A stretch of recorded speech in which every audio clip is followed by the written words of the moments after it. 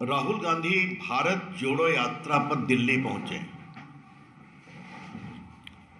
इस यात्रा में उन्होंने कितना भारत को समझा और कितना अपनी पार्टी को जोड़ा, इस पर चर्चा बाद में करेंगे। लेकिन उन्होंने कहा कि मैं मोहब्बत का पैगाम लेकर के आया हूं। तो चले हैं मोहब्बत का पैगाम लेकर, और साथ में वो चल रहे हैं जो भारत को तोड़ने की बात करते हैं। ये सच्चाई है कि नहीं?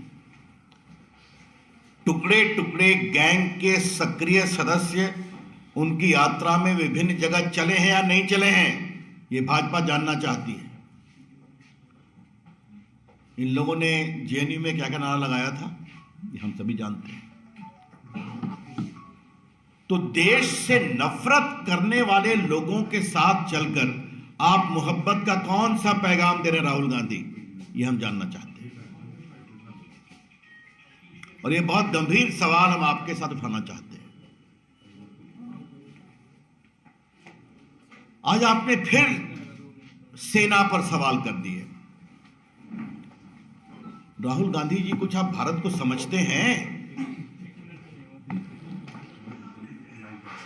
भाजपा की ओर से हम बहुत गंभीरता से सवाल कर रहे हैं। राहुल गांधी जी, आप भारत की सामरिक सुरक्षा को कुछ समझते हैं? अगर आप चल के आए कन्याकुमारी से, तो हिंदुस्तान कभी सेना के खिलाफ अपमानजनक शब्दों का प्रयोग नहीं करता कि सेना की पिटाई हुई है। क्या 1962 आप भूल गए? पूछ रहे हैं हमसे कि ये जमीन कब वापस आएगी। हम आपसे पूछेंगे, ये जमीन गई कब थी? जब नेहरू जी थे भारत के प्रधानमंत्री ना, उस समय गई थी ना। और आपकी सरकार में सेना के तमाम अस्त्र शस्त्र को खरीदने में कमीशन चलता था कि नहीं चलता था, याद है ना? और याद है कि नहीं कि बहुत से जो मिडिलमैन पकड़ाए हैं, उनके कांग्रेस के बड़े बड़े तत्वों से संबंध भी उजागर हुए हैं।